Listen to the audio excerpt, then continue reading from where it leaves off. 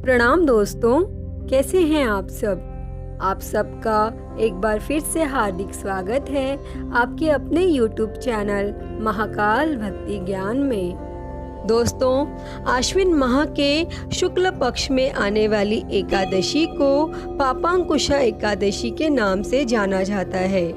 यह एकादशी तिथि का व्रत जीवों के परम लक्ष्य भगवत भक्ति को प्राप्त करने में सहायक होता है। यह दिन श्री हरि की पूर्ण श्रद्धा से सेवा करने के लिए अति शुभकारी एवं फलदायक माना गया है।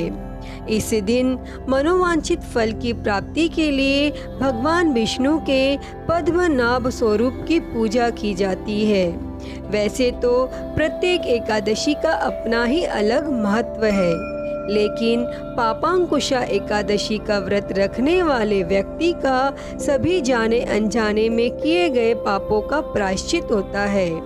इस व्रत को करने से मन और आत्मा दोनों शुद्ध होते हैं। दोस्तों, पापांकुशा एकादशी 1000 अश्वमेघ और 100 सूर्य यज्ञ करने के समान फल प्रदान करने वाली होती है।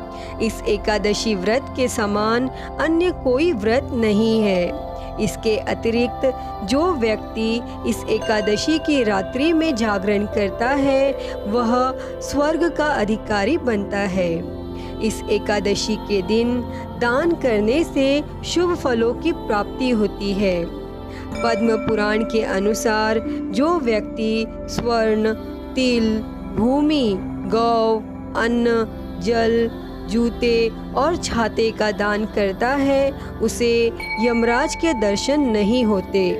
दोस्तों, पापांकुशा एकादशी के दिन गरुड़ पर विराजमान भगवान विष्णु के दिव्य रूप की पूजा की जाती है। इस एकादशी तिथि के दिन सुबह उठकर स्नान आदि कार्य करने के बाद व्रत का संकल्प लेना चाहिए और भगवान विष्णु को चंदन, अक्षत, मोली, फल, फूल, मेवा आदि अर्पण करना चाहिए। इसके बाद एकादशी की कथा सुननी चाहिए और ओम नमो भगवते वासुदेवाय मंत्र का जितना संभव हो उतना जाप करना चाहिए एवं भगवान विष्णु की धूप और दीप से आरती उतारनी चाहिए।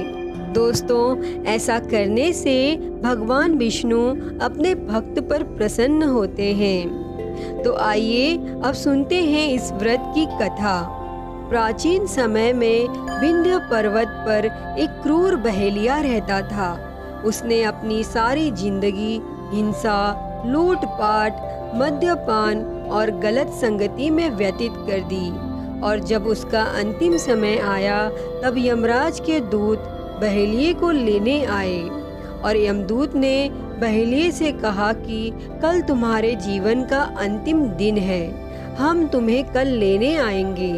तब यह बात सुनकर बहेलिया बहुत भयभीत हो गया और महर्षि अंगिरा के आश्रम में जा पहुंचा तथा महर्षि अंगिरा के चरणों पर गिरकर वह प्रार्थना करने लगा कि मुझे यमलोक नहीं जाना, इसका कोई उपाय बताइए।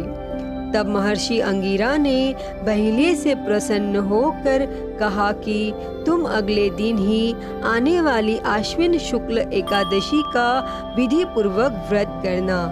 और फिर बहेलिये ने महर्षि अंगिरा के बताए हुए विधान से विधि पूर्वक पापांकुशा एकादशी का व्रत किया और इस व्रत के पूजन के बल से भगवान की कृपा से वह विष्णु लोक को गया।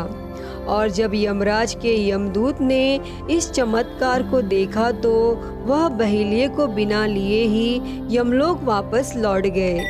दोस्तों, यह एकादशी स्वर्ग, मोक्ष, आरोग्यता, सुंदर स्त्री तथा अन्न और धन को देने वाली है। यह एकादशी व्रत के बराबर गंगा, गया, काशी, कुरुक्षेत्र और पुष्कर भी पुण्यवान नहीं है।